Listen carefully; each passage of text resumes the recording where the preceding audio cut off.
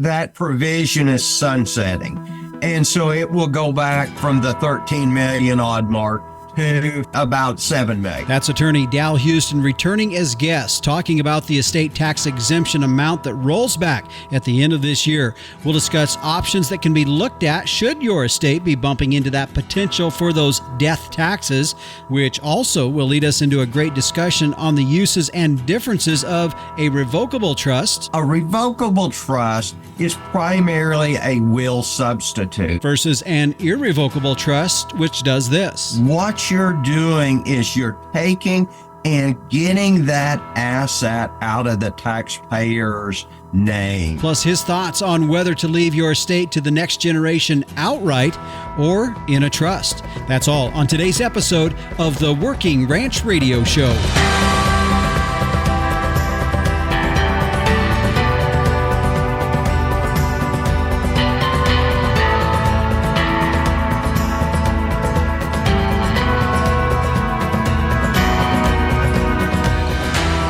And we welcome you here to the Working Ranch Radio Show. I'm Justin Mills. We're glad to have you tune in and joining us on our program today. Yeah, as you heard there in the opening, we are talking on estate planning. And I'll just tell you, it doesn't matter where you're at in the generational cycle. Today's information is going to be useful for all. I know a lot of times when we start talking about estate planning, I'm sure the younger generation thinks, well, mom and dad need to listen to that, or grandma and grandpa need to listen to that. But I would rather say we all need to listen to it, because I believe when we talk about having sustainable ranches, the word sustainable has a lot of different meanings. One of them is just staying in business and being able to pass it to the next generation. And I think that starts with good estate planning. So that's really why this is a passion of mine as well, because I believe it's one of the reasons why we see a lot of ranches going by the wayside or selling out, is because estate planning did not take place correctly. And so places have to be split up or sold off in order for things to happen. So that's really kind of behind some of this here today. I'll introduce my guest in just a little bit, but just to kind of let you know what's also going on in our show here today. Later, of course, Captain Tim O'Byrne, who's publisher and editor of Working Ranch Magazine, will be in for this week's edition of Tim's 2 Cents. By the way, the latest issue of Working Ranch Magazine is out. I haven't had a chance just yet to get through it, but I'm pretty certain it's going to be full of a lot of great articles and information in there as well. Of course, it is bull sale buying season. Of course, it is bull buying season. And if you want to flip through that and see a lot of the different sales that are going on across the country, that is one place where you can find a lot of great information on all the bull sales that you'll see going on here this spring. And then, of course, meteorologist Don Day will be in as we take a look at that long-term weather. He's got some ideas of what he thinks the month of March is going to look like. Yeah, we talked about it last week, but things are coming a little bit more into focus. We'll talk about it with meteorologist Don Day. Well, as we jump into our program now, attorney Dal Houston is joining us. He's been a guest on our show here before. He's with the firm of Benson and Houston out of Alva, Oklahoma. And Dal, thanks for joining us here today on the Working Ranch Radio Show. Well, I appreciate it. Glad for the invitation. You bet. Well, I always enjoy visiting with you, because the subjects that you're extremely keen on and very aware of are also subjects that I find folks in agriculture and ranching also have a lot of questions about. And it really is, in my opinion, probably one of the top 3 items that do weigh on ranchers' minds when we start talking about estate planning and those kinds of things. So I appreciate your expertise on those particular subjects. And folks, just so you know too, we did have Dal on last year on a couple different episodes. One on episode 115 about estate planning, and we're going to talk some about that here today as well. And also in episode 127, which was on the 1031 property exchange. And so both are subjects that Dal is extremely knowledgeable on. Well, let's jump into this. And when I reached out to you, Dal, on this, it really was about, are there any major changes that are coming up with estate planning that we all need to be aware of? We can dive into some of that here in just a little bit, some of the bigger things when we talk about tax exemption, the amounts on tax exemptions. But just generally speaking, as we head into 2024, is there anything that you're watching from a general estate planning that we need to be aware of? Well, and we can talk about it later. I know you want to kind of move this into the later of the show. The big thing that is coming up, and people need to be aware of it, or at least those people with larger estate, is at the current point, the estate tax exemptions are changing in 2025. And so you need to be aware of that. It's going from about $13 million per person to $7 million per person. So that is going to obviously pick up a lot more people. You know, we've been in a kind of area for the past several years that estate taxes for most people have been kind of a non-issue, but it is going to become an issue for a lot of people. Okay. Unless Congress changes, don't know what Congress is going to do right now. Based on how the government is working, I don't feel very optimistic about it. So I'm planning on the worst at this point. Yeah. So generally speaking, when we look at, you know, as you said, so much of this is reliant on what Congress would pass. With any changes that we've seen with IRS, has there been anything in the last year or so, or besides the exemption deal, that you see they're either looking at, the IRS is looking at, or things that we need to be aware of? Actually, not that I have seen, and that would appeal to most people. You know, there's little private rulings and things like that and nuances, but no, at least in a general broad sense, no, not really. And not throwing the IRS under the bus, but, you know, still coming out of the pandemic, things are just, you know, so much is still so backlogged that, you know, we haven't seen, at least in my practice, nor have I heard of a lot of stuff going on that really affects most people. Mm-hmm. Well, you alluded to the fact of one of the big things that we need to be aware of is that tax exemption that's going to be rolling back at the end of 2024. We're going to take a break here and we're going to come back. We're going to jump more into that and have you give us a little bit more details about that, because with that happening, what does that mean for us as ranchers, for folks that are dealing with estates that could be being at the top end of some of those values, how that can be handled. Also, we're going to be talking about whether to leave the estate to the kids outright or in a trust. We'll take a break here and come back on the Working Ranch Radio Show after this. Today's segment brought to you by Diamond V, Immune Support Postbiotic Feed Additives, because your animal's health deserves a healthier approach. Find out more at diamondv.com. We'll be back after this. When your goal is to help animals reach their full potential, health matters. Diamond V offers a fresh perspective on animal health, a perspective that supports gut health, strengthens immunity, and enhances performance. For those who choose to invest in keeping healthy animals healthy, feeding Diamond V makes a statement about another dimension of profit, where margins are measured by confidence in your future. To get a fresh perspective, visit diamondv.com, because animal health deserves a healthier approach. Welcome back to the Working Ranch Radio Show. My guest today is attorney Dal Houston with the firm of Benson & Houston out of Alva, Oklahoma. Just a hop, skip, and a jump south of the Kansas border, right, Dal? Yeah. And in fact, when I go home every night, I can see Kansas from our hilltop. So yes, just about 17 miles. You bet. All right. Well, you had talked about in the previous segment, as we were just looking through, what are some of the big changes that we're anticipating regarding estate planning or tax issues that ranchers could be dealing with as we look ahead into 2024. The biggest thing that you noted was that the tax exemption, which was $13 million per person, which would be $26 million for a married couple, rolling back at the end of 24. Let's go a little deeper into that, just kind of lay that out again, and then we'll get into what can we do about it. Okay. Obviously, as it sets right now, that provision is sunsetting. And so it will go back from the 13 million odd mark to about 7 million. Now, that's obviously, it's going to be adjusted every year for inflation and everything. So I'm just going to call it 7 million, and I'm going to call the past exemption 13 million. Mm-hmm. Yes, it's going to change things dramatically, or for a lot of people. It's still going to be able to double it. So if you are a married couple, each spouse will have a $7 million exemption. So you can still pass on, done correctly, $14 million onto your beneficiaries without any estate tax. But that is a far cry from the 26 million that was out there. And so that's going to pick up a lot more ranchers, farmers than obviously it has. Now, Congress may change that given the turmoil in DC. I personally, and this is just my opinion, I don't hold out much hope for that. Mm-hmm. So I'm presuming it is going to roll back to $7 million.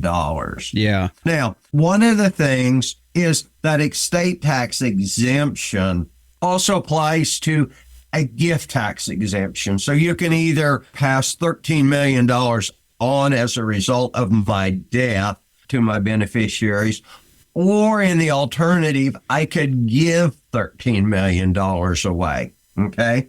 Mm-hmm. So one of the things that has been discussed is if you are in that situation where if they pull that back to $7 million and you say, now I've got an estate tax issue, it might behoove somebody to say, I'm going to give that away.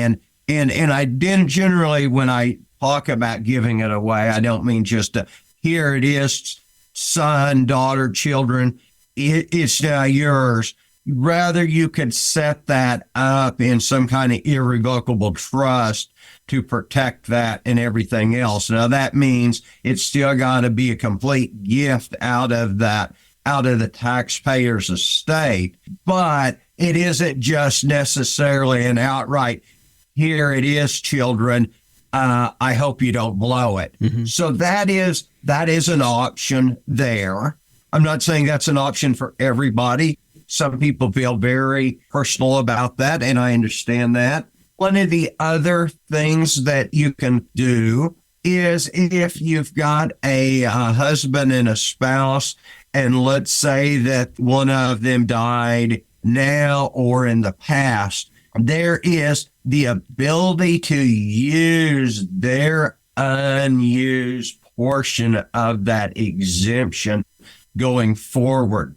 So you want to make sure that you've preserved that. You can make a filing just to protect the right to use that going into the future. So if somebody passed away, let's say in 2023, and now we're looking at it and say, gee, if it now goes to 7 million, we're going to have an issue. We can go back and make sure that they file on that deceased spouse to preserve their unused portion of that exemption, which again would be $13 million.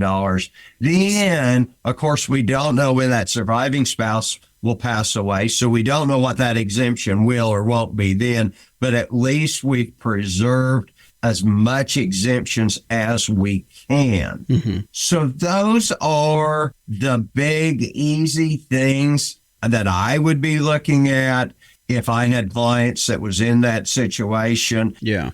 So Dow, with these changes, what are some of the things we can do? I know before we were going on air, you said there was some older estate planning practice that had been used many years ago, hadn't been used lately with the tax exemption as high as it was.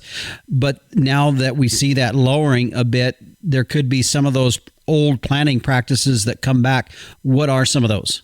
Okay. Now, back when the tax exemption was a lot less, there was a lot of use of irrevocable trust. Mm-hmm. One of them was called an irrevocable life insurance trust that would help be set up to pay the estate taxes. And honestly, we used to do a lot of those 15 years ago. 20 years ago when the estate tax exemption was lower, mm-hmm. But when it raised, it just left so many people not facing an estate tax exemption. There just wasn't a need to do it. I know we have talked about the irrevocable trust in our episode where we did in episode 115. You went through that in pretty good detail there. But I think just from a brief overview, let's hit that. After you do that, we'll take a break. And when we come back after that break, we'll get into the irrevocable life insurance. But just give us a topical overview of an irrevocable trust, again, just as a refresher. Okay. A lot of people, and it's understandable, they're not in the trust business every day. And they hear someone talk about an irrevocable trust. They talk about a revocable trust. A revocable trust is primarily a will substitute. It is just saying, upon my death, distribute my property as follows. It can have some estate tax language in there that helps you minimize estate tax, but it's really still more designed to avoid probate. An irrevocable trust, on the other hand, when people talk about irrevocable trust, what you're doing is you're taking and getting that asset out of the taxpayer's name. Let's use this example. Let's say that I've got some property that is it's farmland, but it's near a metropolitan area. And I know that property is going to appreciate a lot in value as the city grows towards it. Mm-hmm. If I leave it as it is, it's going to, not only is it now, but that growth is going to be part of my estate. If you create an irrevocable trust where you say, I give it away to this irrevocable trust. And usually, as a general rule, it's the children of the taxpayer who's the ultimate beneficiaries. But you're getting that out of your estate so that when you pass away and they look what is in your estate, that thing that is in the irrevocable trust is not part of your estate. You gave it away. You used part of your estate tax and gift exemption to give it away, but it is out of the estate. And not only that, but all that appreciation, like in that example, is also out of your estate. So when you hear people talking about trust, and to kind of put it into context, understand when people are talking about irrevocable trust, not always, but most of the time, it is about shifting and moving assets out of one's estate so they won't be included in that estate when they pass away. I hope that makes sense to everybody. Whereas a revocable trust is, I call it a will substitute. Mm-hmm. It is a way to avoid probate. It's a way to simplify your estate rather than going through probate. Nonetheless, for the most part, is just similar to a will that I can change if I say, hey, I want to change and leave this tract to this child, or you got changes in your life and you say, I need to rearrange this. Yeah. Does that make sense? Yeah, that makes a lot of sense. And I really would encourage folks, as Dal is going through this, I'd encourage you to go back and listen to that episode 115, a great episode. Now let's take a break here, and when we come back, we're going to get into the second element that Dal's going to share with us regarding irrevocable life insurance as we address this topic in general of estate tax exemptions, rolling back at the end of this year from $13 million down to $7 million per person.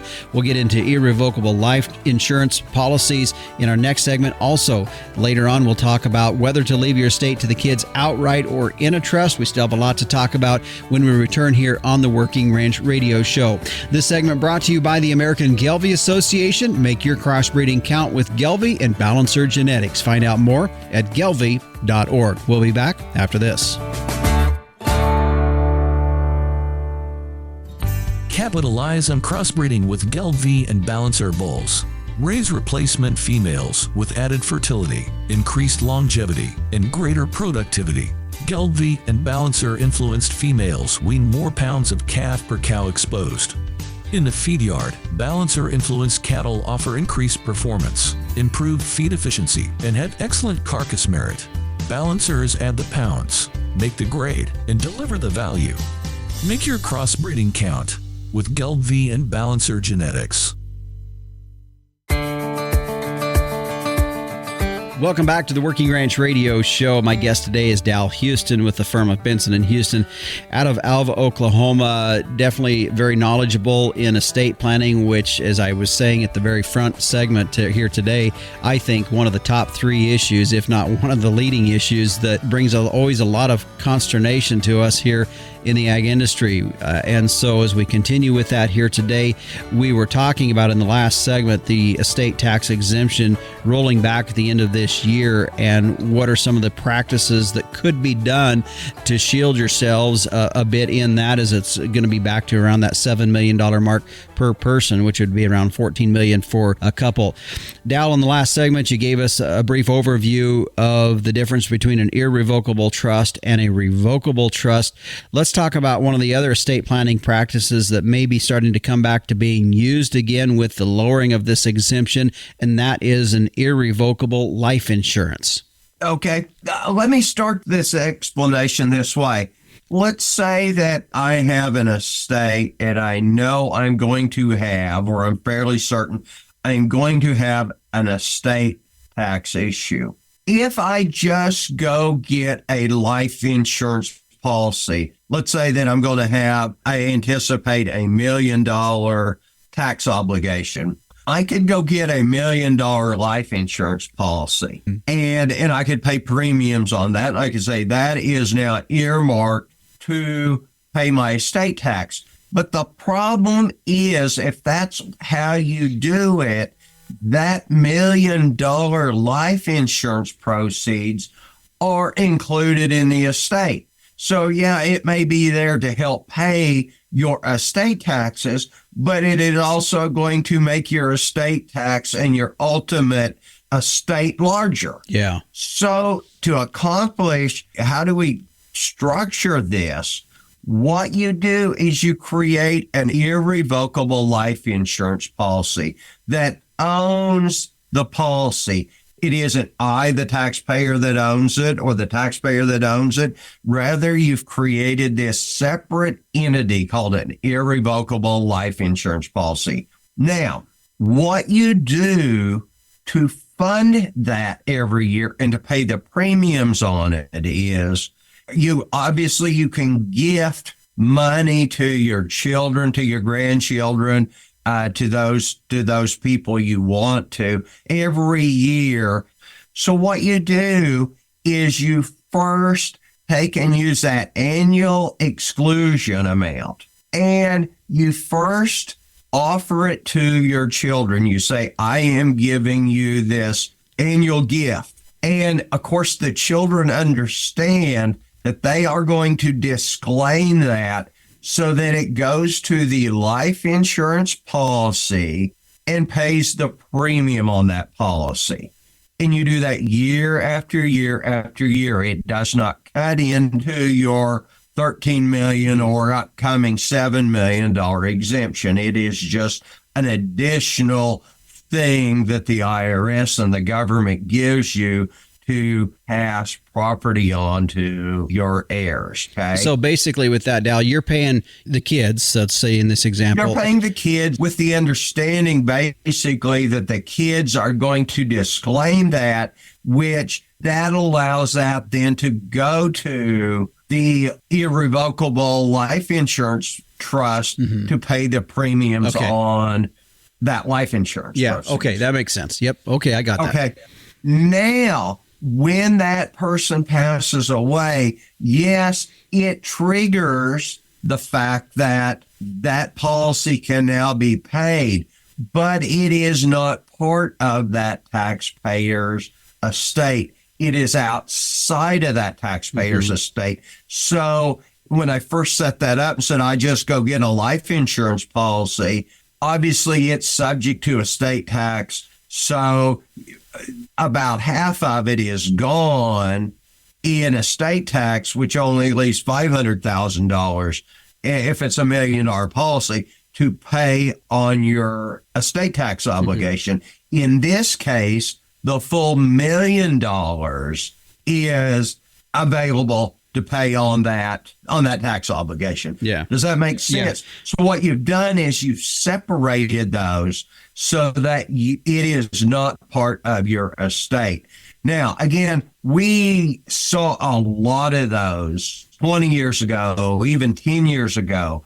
We have not seen hardly any. In fact, I said here, since the exemption went high, I don't think we've seen anything that I can recall that we've done anything with that. But with it coming back to that $7 million mark, I haven't talked to my colleagues, but I would anticipate something like that being a tool that's going to come back into use. Yeah, I really do. Yeah.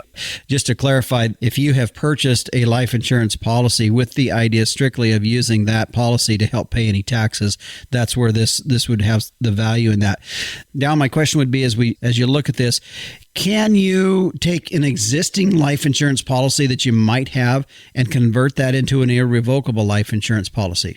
I think it's going to depend on the value of that policy. I think, and don't hold me, I don't believe I've ever been involved in it, and so I'm just kind of thinking out loud. But, if it's a newer policy, so at that moment in time, it doesn't have a lot of value to it, then you might be able to. It's going to be considered a gift, and it's going to come off your exclusion amount. Okay. Obviously, the best way to do it would be, when I set up a new policy. Sure. And so I'm going to have to feign a little bit of ignorance on whether you could do it with an existing policy or not. I think you probably could, but there's probably going to be some more tax implications to it that you're going to have to work through. Yeah, and I could see that would make a little bit of sense where a new policy starts up with what that is, where it's going to, and the value of what that is going to be.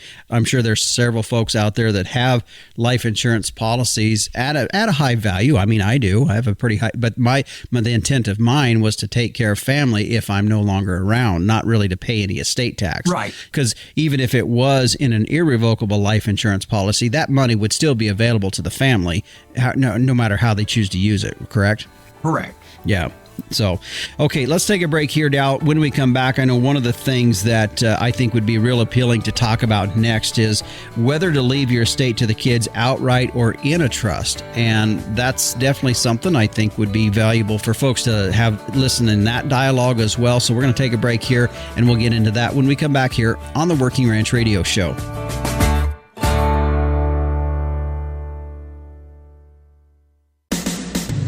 Animal health is key to your business, so how do you track cattle health treatments? Stop relying on pen and paper or complicated programs. Performance Beef helps you record processing data, enter costs, and track animal health history, all in real time at the chute. The mobile app also makes it easy to log pasture and pen treatments on the go. Your health data is integrated with feed and financial information in one easy-to-use platform, accessible from your computer, smartphone, or tablet. Find Performance Beef online to request a demo.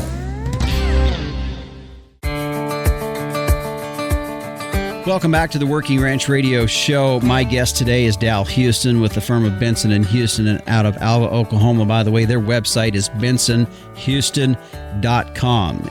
If you do have questions about this kind of stuff, again, as we talk about here today, we are not here today to be officially legal advice for you. You do need to visit with your own legal professional or visit with Dal on this as well, and just be aware of that as we talk about some of these subjects here today.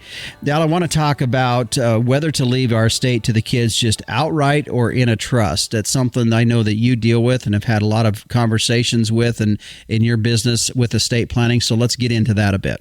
Okay.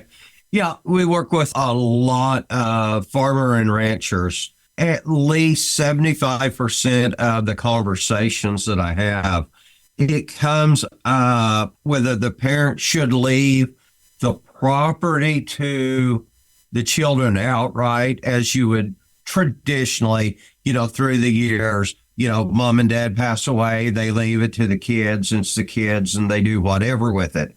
But it's more of a topic of conversation of, do I leave that outright to them so it is now theirs outright, or do I leave it in trust to them? And first I tell clients, really, there's not a right answer nor a wrong answer. It really is, what is those clients' personal beliefs. But there are some really unknown and very positive aspects to leaving it in trust. And obviously I'm not talking about anyone specific, so I'm not knocking somebody's children, but children, they may be great children, but some children aren't very good with money. Mm-hmm. Some children aren't very good with picking spouses. Some children may drive or behave negligently, so that they're always the potential that they're going to have a wreck and they're going to get sued and everything else. When it is left in trust, so that it says, I leave my estate in trust for my son, for instance, they can use that as though it was theirs. They can run their cattle on it. They can farm it if it's a farm or ranch or whatever it is. But the cool thing is, it isn't necessarily theirs to lose.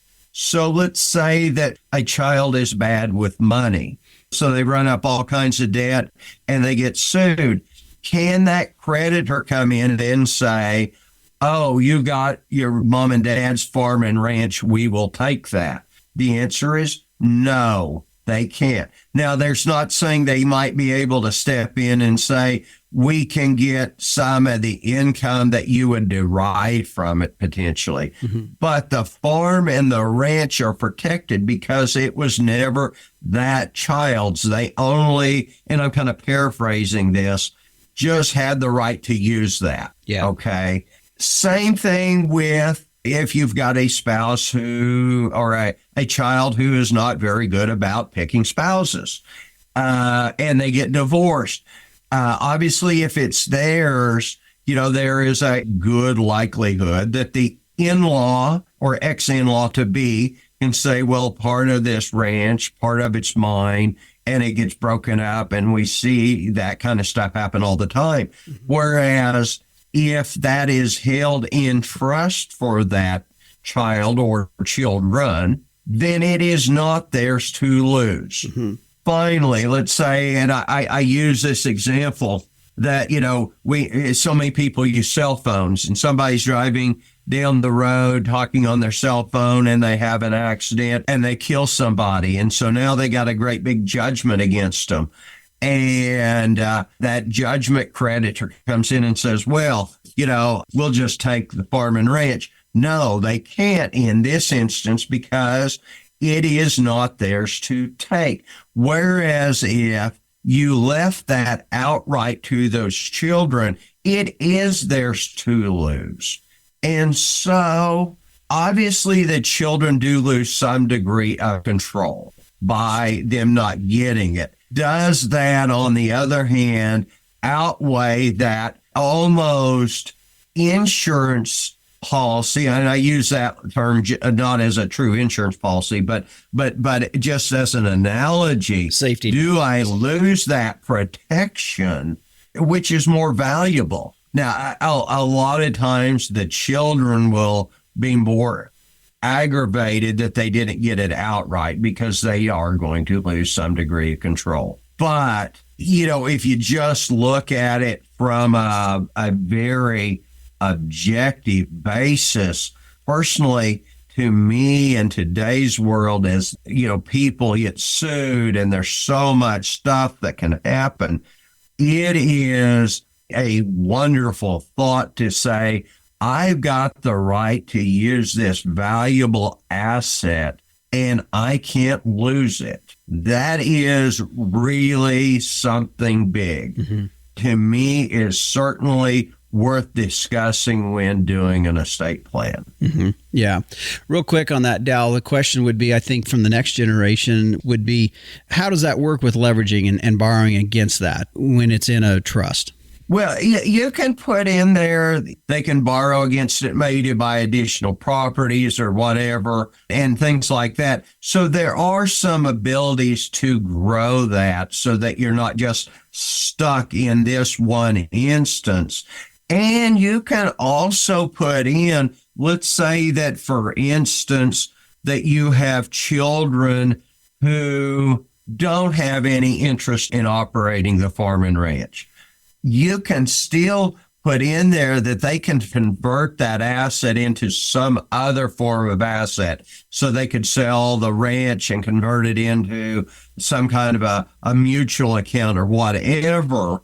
And so they've got that flexibility to change it into some other form of asset, but it is still being protected. And it might say that they are entitled to the income generated from that asset, as opposed to actually getting into the corpus or the principal. So there are ways to handle that. But again, and I'm not saying it's a right answer. It is not a right answer for everybody, but it is at least a topic worth discussing. Mm-hmm. Yeah, for sure. And I think along those lines, let's say a family just went ahead and decided to leave something outright to that next generation. It might behoove the next generation to look at what you just were talking about and putting it into a trust themselves, potentially. Really.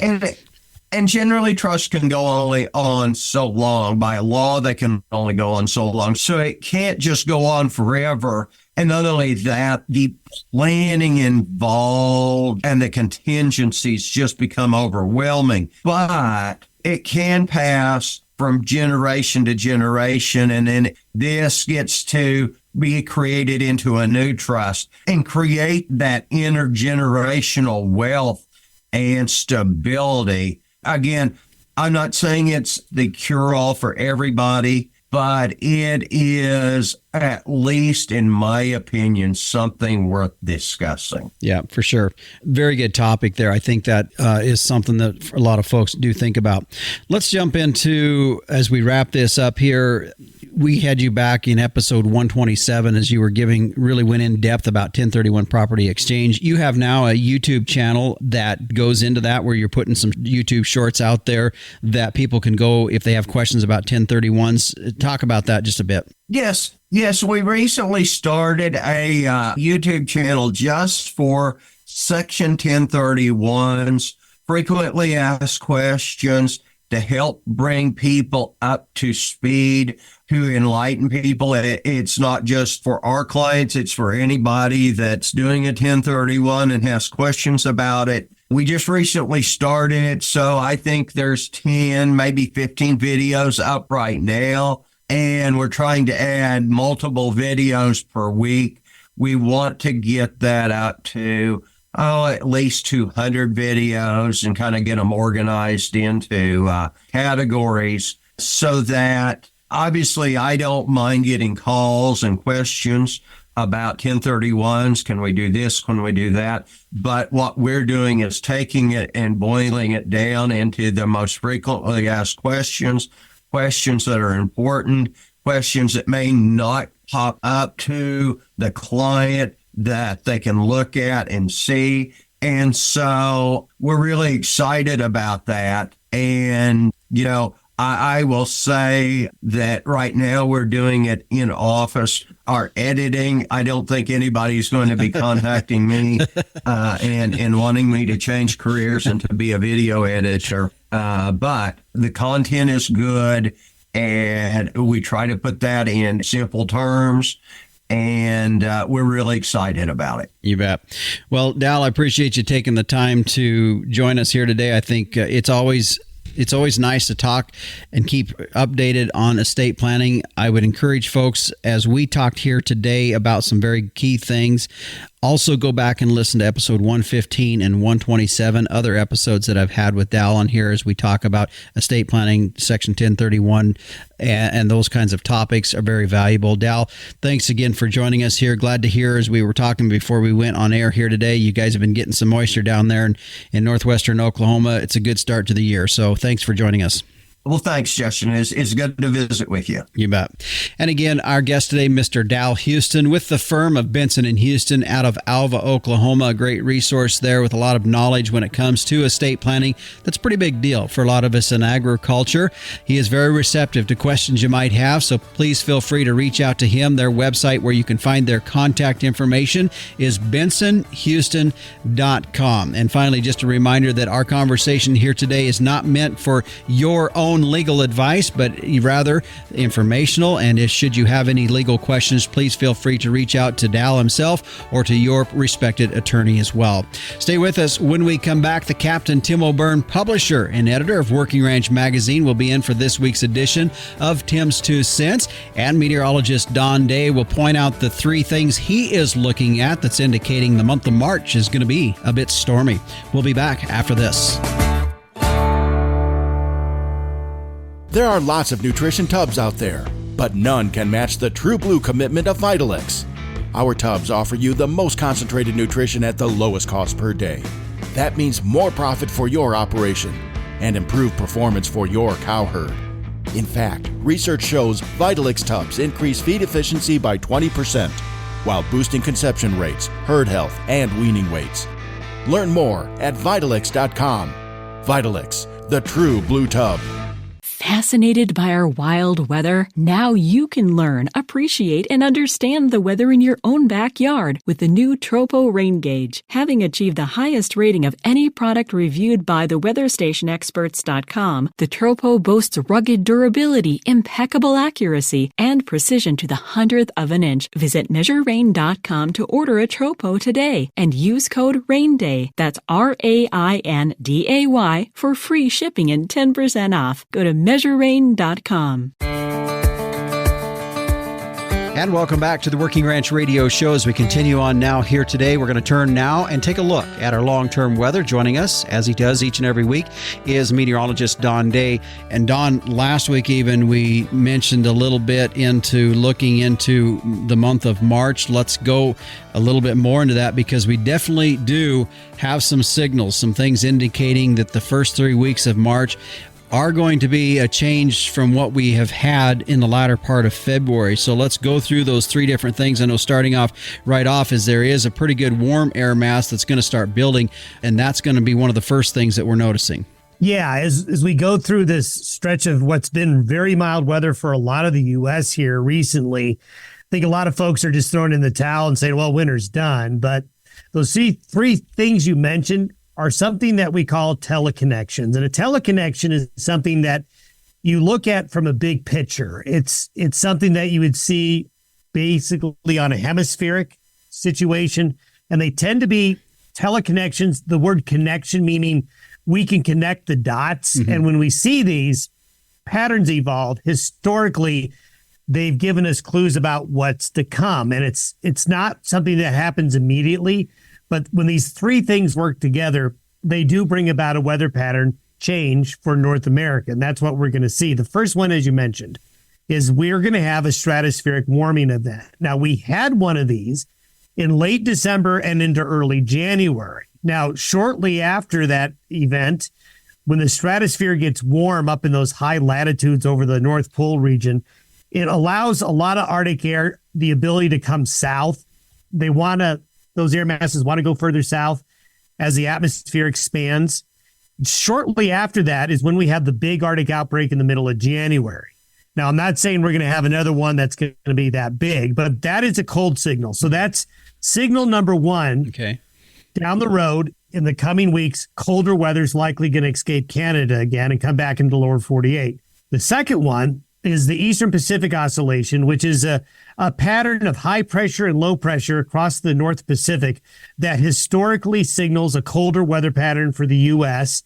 That is going to go into a negative phase next week. That's a cold signal. That's a cold teleconnection. And the third one is the Arctic Oscillation, which is a way to measure the pressure patterns across the Northern Hemisphere and how the Arctic interacts with the lower latitudes. That is going into a negative phase. That is a cold signal. So the 3 big drivers of what we use to make a long-term forecast are all going into negative phases. And that lines up to expecting the weather to be a lot different once we leave February and as we get into March. And I really think it's going to be coast to coast, but it's really going to start in the north and the west first. Okay.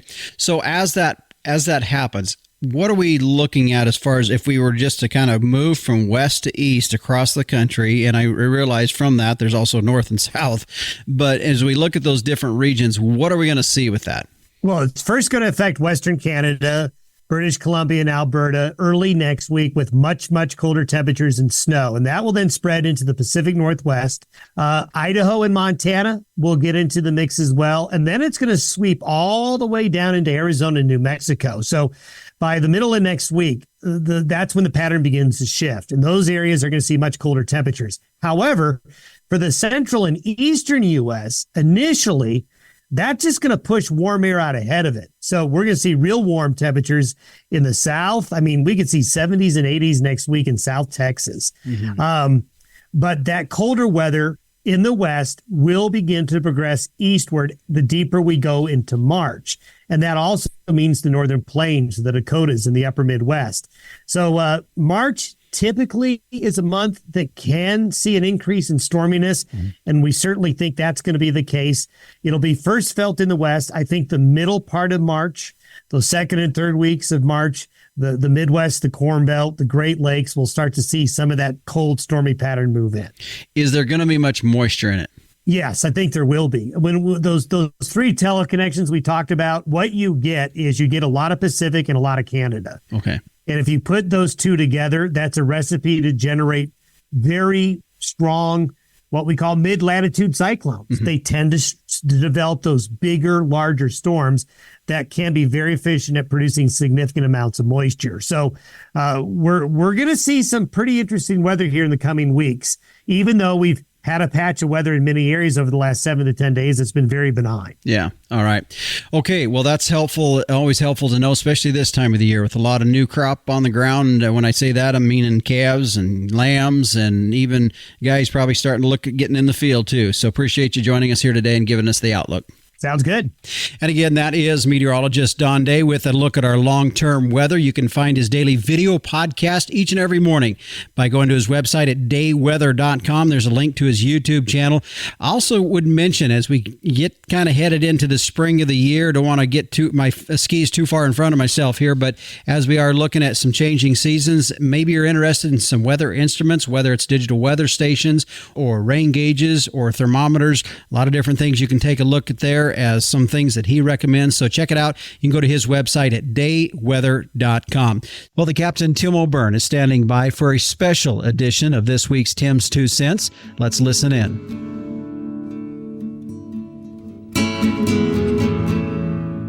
I want to share an excerpt from a Western Horseman book called Legendary Ranches that I contributed to many years ago on the CS Cattle Company. I went and rode with the family for a few days and got a really good look into that operation in Cimarron, New Mexico.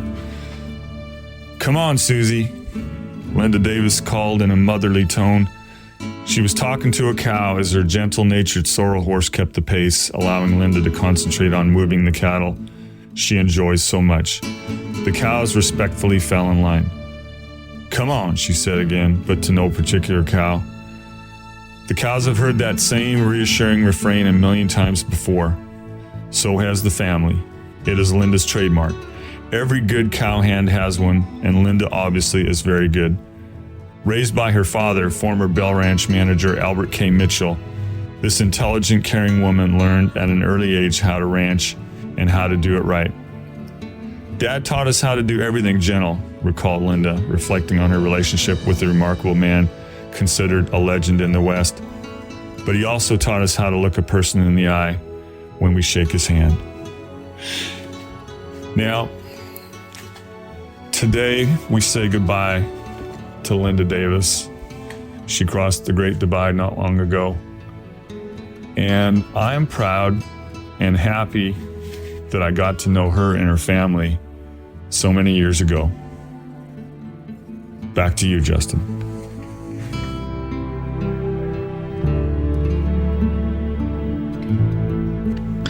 Well, Captain, it's always tough to lose someone. It's even tougher when we lose the good ones. And our thoughts and prayers go out to the family here today from all of us at the Working Ranch Magazine and Working Ranch Radio Show. Stick around. We'll put a wrap on this week's show when we return on the Working Ranch Radio Show. Capitalize on crossbreeding with Geld V and Balancer bulls. Raise replacement females with added fertility, increased longevity, and greater productivity. Geld-V and Balancer-influenced females wean more pounds of calf per cow exposed. In the feed yard, Balancer-influenced cattle offer increased performance, improved feed efficiency, and have excellent carcass merit. Balancers add the pounds, make the grade, and deliver the value. Make your crossbreeding count with Geld-V and Balancer genetics. When your goal is to help animals reach their full potential, health matters. Diamond V offers a fresh perspective on animal health, a perspective that supports gut health, strengthens immunity, and enhances performance. For those who choose to invest in keeping healthy animals healthy, feeding Diamond V makes a statement about another dimension of profit, where margins are measured by confidence in your future. To get a fresh perspective, visit diamondv.com, because animal health deserves a healthier approach. Welcome back to the Working Ranch Radio Show. I got to tell you, I'm on the road this weekend as I'm following kids. We are in the middle of regional basketball tournaments, and so I'm on the road. And I meant to throw in my latest issue of Working Ranch magazine. Completely forgot. So here's what I did. And I'm only mentioning this because I hadn't done it up until now, is I went online onto the website at workingranchmag.com, and I see there where you can go and sign up for their newsletter and also get a digital copy of the latest issue or all the previous issues of Working Ranch magazine. So I did that, and lo and behold, there it is. I can sit there and I can go through and read the latest issue of Working Ranch magazine right from there. And as I look at that, kind of flipping through the different articles that are in this latest edition of Working Ranch magazine, there's a couple that do catch my eye. And one I'm looking at is on page 67 with the National Grazing Lands Coalition, an article written by Loretta Sorensen, improving the national perception of livestock and their usefulness in improving ecosystems. And boy, I'll tell you what, that is a big issue for us here in agriculture, not only telling our story, but also telling what the cattle industry can do in terms of improving the ecosystem and the land, especially as you heard a couple of weeks ago, some of the pressure that we're seeing on public lands, whether it's through the BLM or the Forest Service. So an article there I would point you out to on page 67. Another one that kind of caught my eye, hadn't gotten into just yet, was on page 76, Genetics Thinking Outside Your Fence, an article by Jamie Pullman about creating potential partnerships that strengthen both your herd, and then the network is all critical to the success of your ranch and marketing your livestock and improving the genetics in your ranching operations. So just a couple articles, and I only mentioned that mainly because I had never done this before, where I'd went and signed up for the newsletter and also the digital copy. Check it out for yourself by going to workingranchmag.com. Now, speaking of websites, and I mentioned this several times through our interview here today with Dal Houston, as we were talking about estate planning, a couple episodes that I had done with him. I'd encourage you to check out our podcast website at workingranchradio.com, where you will find all of our shows that we've had. And one of the things, I've mentioned this before, and if you have not been a regular listener of our program, a lot of the shows that we try to do here would be what we call evergreen, which basically means that they're topics that at any point in time you can listen to them and find a lot of relevance to them. Just as the two episodes that I mentioned this week with our interview with Dal Houston, episode 115 and 127. There are others, as really a lot of the topics we try to cover here as a rancher myself are topics that I think are relevant to a lot of folks across the country, no matter where you're at geography-wise or what you're doing. You'll find a lot of these shows have a lot of relevance to what you're doing here in the ranching industry. So I just wanted to point that out. Again, that podcast website is workingranchradio.com. And of course, you can also, if you have a preferred podcast provider, you can also find those shows on there as well. And before we head out, a quick thank you to our sponsors of this segment here today, the American Geld-V Association. Make your crossbreeding count with Geld-V and Balancer Genetics. Find out more at geldv.org. And Diamond V, natural immune support postbiotic feed additives, because your animal's health deserves a healthier approach. Find out more at diamondv.com. Well, the Working Ranch Radio Show is a production of Working Ranch Magazine, branded #1 by America's Ranchers. If you'd like to get a hold of me, my email address is justin.workingranch@gmail.com. I'm Justin Mills, and until next time, keep your chin down and your mind in the middle. So long.